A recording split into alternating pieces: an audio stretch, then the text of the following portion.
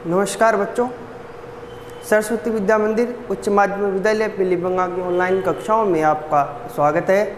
आज हम कक्षा 12 विषय हिंदी अनिवार्य में जो हमारा पहला पाठ चल रहा था संत वाणी, उसमें हमने कबीर के दोहे कर लिए थे और अब है तुलसीदास।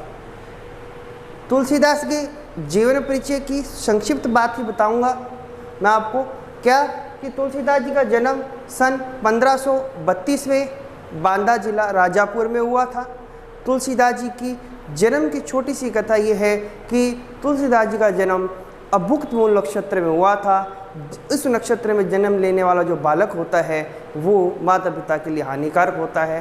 कहा जाता है कि माता का देहांत उनके जन्म देते ही हो गया था और पिता का देहांत कुछ समय बाद उनका हो गया था। मुनिया नामक दासी थी जिसने उनको पाला था, परंतु वह भी ज़्यादा उसका पालन पोषण नहीं कर सकी। इनका जीवन विकट परिस्थितियों में बीता था और गुरु नरहरियानंद के सानिध्य में इन्होंने शिक्षा प्राप्त की। शेष सनातन जी के सानिध्य में भी इन्होंने ग्रंथों का अध्ययन अध्यापन पठन पाठन किया। तुलसीदास जी हिंदी साहित्य में भक्ति काल की सगुण शाखा में राम भक्ति काव्य के प्रमुख कवि हैं, संत कवि हैं। ये समाज में एक आदर्श समाज की कल्पना, एक आदर्श राज्य कैसा होना चाहिए उसकी इन्होंने एक कल्पना जो है रामचरितमानस के माध्यम से हम लोगों को दी। तुलसीदास जी के काव्य का उद्देश्य स्वांत सुखाय है। इन्होंने स्वयं के सुख के लिए रचा और साथ में लोक मंगल की इन्होंने कामना की। लोक मंगल की जो भावना है वो इनके काव्य में दिखाई देती है। तुलसीदास जी की विभिन्न रचनाओं में रामचरितमानस है, गीतावली है, दोहावली है, कवितावली है, विनय पत्रिका है, जानकी मंगल है, पार्वती मंगल है, हनुमान बाहुक है। इस प्रकार इन्होंने विभिन्न रचनाएं लिखी। इन रचनाओं में, इन साहित्य में तुलसीदास जी का राम के प्रति प्रेम है और राम के साथ में कृष्ण से संबंधित कृष्ण गीतावली की रचना भी इन्होंने की है। कृष्ण के प्रति भी इनका प्रेम है। इन्होंने ब्रज और अवधी दोनों भाषाओं में समान रूप से अपना अधिकार यहाँ पर दिखाया है। भाषा पर ये अच्छी पकड़ रखते हैं।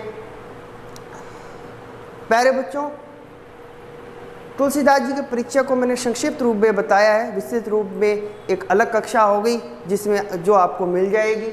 हमें जो पढ़ना है मुख्य आज वो है तुलसीदास जी के जो 7 दोहे हमारे पाठ्यक्रम में लगे हुए हैं उनको, और इन दोहों के माध्यम से तुलसीदास जी ने हमें मानवता की सीख दी है, मानवता का पाठ पढ़ाया है। क्योंकि इनका जो रामचरितमानस है वो आदर्श समाज की स्थापना में मनुष्य का क्या योगदान है उसके विषय में बताते हैं। तो मानव कैसा होना चाहिए उसकी इन्होंने यहाँ पर हमें 7 दोहों के माध्यम से सीख देने का प्रयास किया। सबसे पहला दोहा कहते हैं, काम क्रोध मद लोभ रहो लोभ रत ग्रहा सक्त दुख रूप ते किमि जानई रघुपति मूढ़ परे भव को।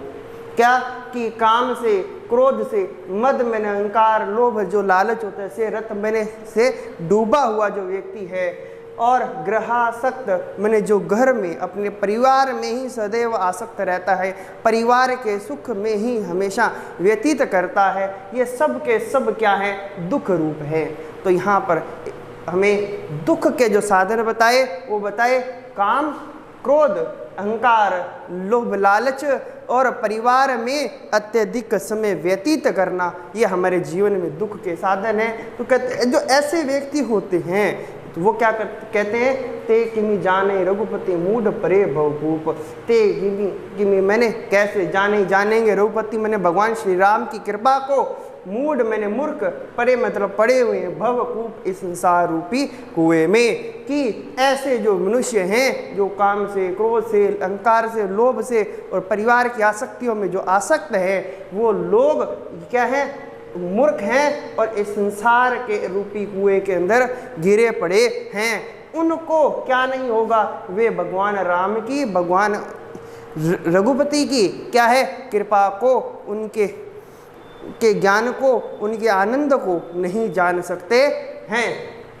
कहने का अभिप्राय, व्यक्ति को इन दुख के साधनों से दूर होना चाहिए और उस भगवान राम की भक्ति, उस भगवान राम के प्रेम को, भगवान राम की कृपा को हमें सदैव अनुभव करना चाहिए, उनको जानना चाहिए। दूसरा दोहा है, कहिबे को रसना रची, सुनिबे कह किए कान, धरीबे कह चित हित सहित, परमार्थ ही सुजान। जो दूसरा दोहा है वो हमें इंद्रियों पर नियंत्रण की भी शिक्षा देता है और इंद्रियों का क्या कार्य है, जो हमारी आँख कान नाक मुंह जो इंद्रियां उनके विषय में, उनमें कहते हैं सबसे पहले कहिबे को रसना रची, कि कहने के लिए हम अपनी वाणी को प्रकट कर सके, इसलिए रसना मैंने जीभ की रचना की। सुनिबे कह किए कान, और सुनने के लिए क्या है, किए गए हैं क्या, कान, कि सुनने के लिए हम सुन सके किसी की बात को, कह सके, वाणी व्यक्त कर सके, जीभ की रचना कर दी और हम सुन सके, इसलिए हमारे लिए कानों की व्यवस्था भगवान ने कर दी।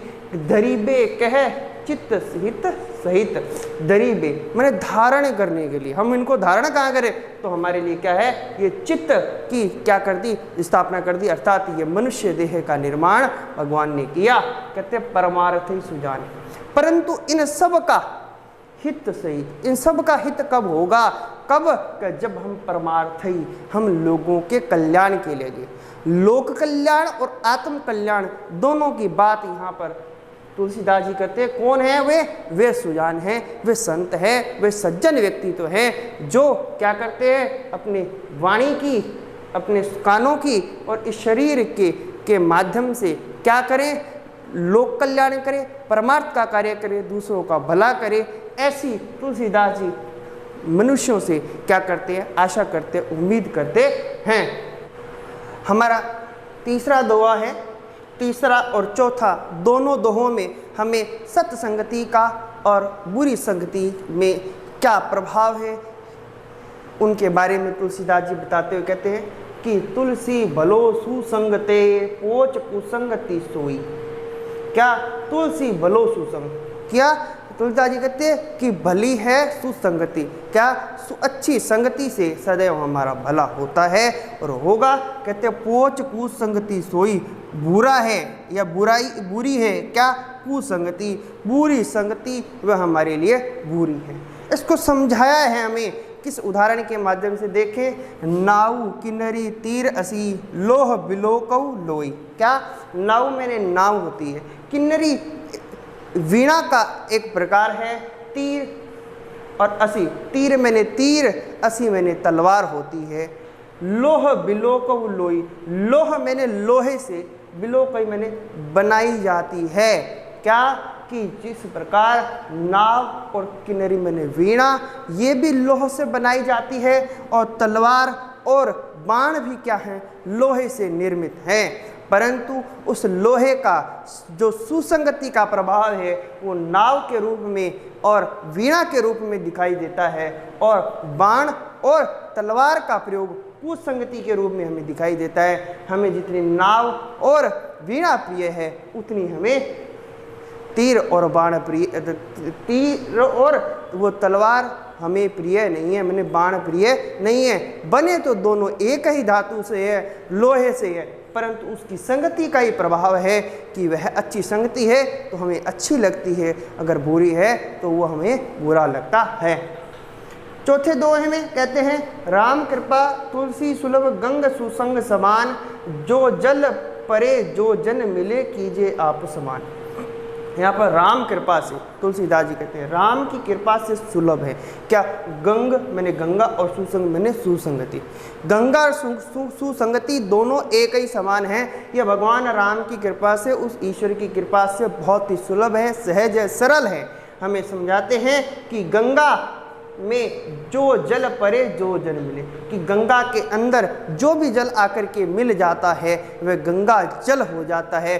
गंगा नदी में विभिन्न धाराएं, विभिन्न नदियां आकर के समाहित होती हैं, वे किसी भी नाम की रही हों, परंतु जैसे ही उस गंगा में आती हैं क्या कर हो जाती हैं, वो उस गंगा के समान हो जाती हैं, गंगा उसे अपने समान कर लेती है। उसी प्रकार सुसंग मैंने सत्संगति भी, सुसंगत भी, सत्संग भी क्या करता है, उसमें जो जाता है सत्संग में वो सत्पुरुषों के समान ही बन जाता है।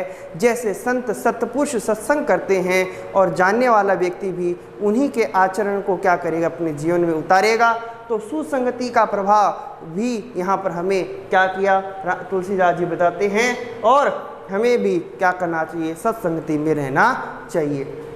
इसके बाद हमारा 5वां दोहा है, तुलसी या संसार में भांति भांति के लोग, सब सो हिलमिल चलिए नदी नाव संयोग। कहते हैं तुलसीदास जी, या संसार मैंने इस संसार में भांति भांति के भिन्न भिन्न स्वभाव के, भिन्न भिन्न वर्ण रंग भेद के लोग हमें क्या करते हैं, मिलेंगे। इस संसार में अलग अलग जाति संप्रदाय स्वभाव के लोग हमसे मिलते हैं, हम उनसे बातचीत करते हैं, उनसे व्यवहार करते हैं, हमारा जीवन उनके सहयोग से ही चलता है, उनके सहयोग से चलता है।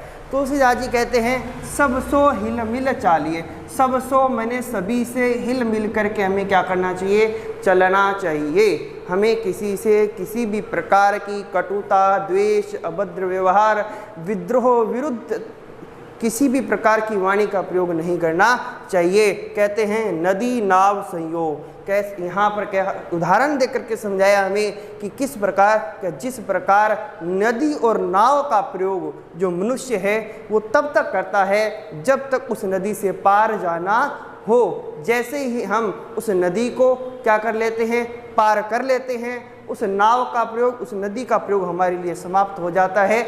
और हम उस नदी को पार करते समय जब नाव में बैठते हैं तो उस नाव में जितने भी लोग होते हैं वे सभी अलग अलग होते हैं। हम उनसे हिल मिल जाते हैं, उनसे बातचीत करते हैं और अपने सफ़र को आनंददायक बना देते हैं। परंतु जैसे ही हमारा क्या होता है, एक निश्चित स्थान आ जाता है जहाँ उस गंतव्य तक हम पहुँच जाते हैं, तब हम क्या करते हैं, उन सब से अपना संबंध उसी समय हमारा टूट भी जाता है और हम वहाँ से अलग अलग हो जाते हैं। हमारा किसी भी प्रकार का उनसे कोई द्वेष, कपट, अभद्र व्यवहार, अभद्र वाणी का प्रयोग नहीं किया जाता। उसी प्रकार हमें इस संसार को भी क्या करना चाहिए, इस नदी और नाव के संयोग की भांति पार करना है। और इस भवसागर को पार जो करेंगे तो कैसे करना, तो कहते हिल मिल के करना है।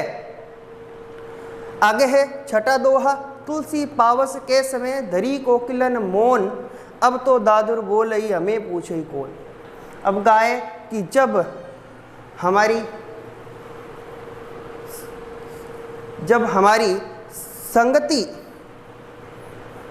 में ऐसे लोग आ जाएं कि हमारी कोई बात सुनने वाला नहीं है, जब हमें हमारी बात को महत्व देने वाला कोई नहीं है, उस समय की स्थिति के बारे में हमें तुलसीदास जी बताते हैं। तुलसी पावस के समय, पावस होती है वर्षा ऋतु के समय, धरी कोकिलन मौन। कोकिलन मैंने कोकिल, मैंने कोयल क्या कर लेती है, धारण कर लेती है क्या, मौन। कि जब हमारी संगति में अर्थात हमारे साथ के लोग हमारे सुनने वाले नहीं हो, तो तब की बात कहते हैं कि वर्षा ऋतु जब आती है, अर्थात जब हमारे सुनने वाला कोई नहीं होता। क्यों? क्योंकि वर्षा ऋतु में आगे कहते हैं कि दादुर बोलते हैं, मेंढक बोलते हैं, तब कोयल क्या कर लेती है, मौन धारण कर लेती है। अब तो दादुर बोले, अब तो मेंढक बोलेंगे, हमें पूछे है कौन, अब हमें कोई भी पूछने वाला नहीं है। जब हमारे विचारों को, हमारी बातों को, हमारे कथनों को सुनने वाला, समझने वाला अगर कोई नहीं है, तब हमें उन मूर्खों की बातों की ओर ध्यान न दे करके मौन धारण कर लेना चाहिए। इसलिए मूर्खों के बीच में अपनी बात कहना एक हमारे लिए, हमारे ही अपमान का क्या होगा, हम स्वयं एक आवरण गठित कर लेंगे। इसलिए हमें मौन धारण करना चाहिए। जब हमारा समय नहीं हो, उस समय प्रतिकूल परिस्थितियों में हमारा मौन धारण करना ही सार्थक है। अंतिम और 7वां दोहा है, तुलसी असमय के सका, धीरज धर्म विवेक, साहित्य साहस सत्य व्रत राम भरोसो एक।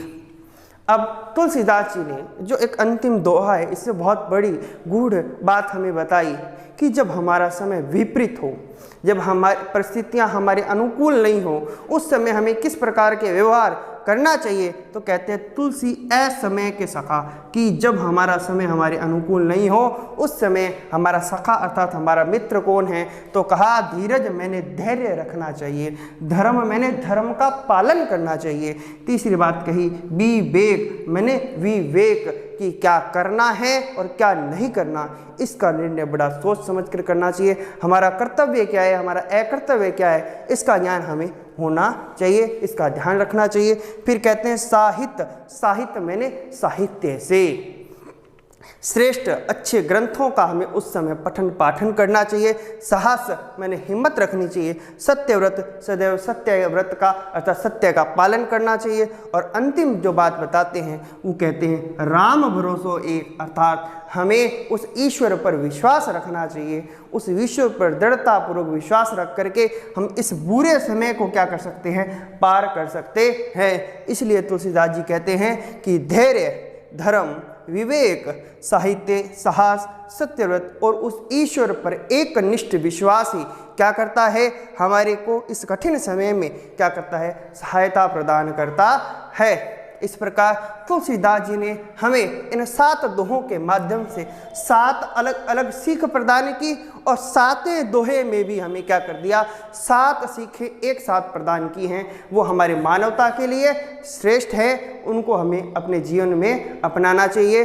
तो हम एक बार देख ले, हमें प्रथम दोहे में हमें दुर्गुणों से दूर रहने की बात कही, दूसरे दोहे में आत्म कल्याण परमार्थ की बात कही, इंद्रियों के प्रयोग की बात कही, तीसरी और चौथे दोहे में हमें सत्संगति और बुरी संगति के प्रभाव के विषय में बताया, 5वें दोहे में हमें संसार में कैसे रहना चाहिए इसके विषय में हमें बताया, और 6ठे दोहे में जब प्रतिकूल परिस्थितियां हो, विपरीत समय हो, उस समय हमें कोयल की तरह मौन धारण करना चाहिए। जब हमारी वाणी सुनने वाला नहीं हो तो हमारा चुप रहना, हमारा मौन बहुत सार्थक होता है। और अंतिम दोहे में 7 चीज़ें एक साथ बता दी, क्या कि धैर्य, धर्म, विवेक, साहित्य, साहस, सत्यव्रत और ईश्वर पर भरोसा हमें रखना चाहिए। ये इस समय हम ये जो भरोसा रखेंगे तो ये जो हमारा जो प्रतिकूल समय होगा, विपरीत समय होगा, वो तुरंत आसानी से क्या हो जाएगा, पार हो जाएगा। इस प्रकार ये 7 दोहे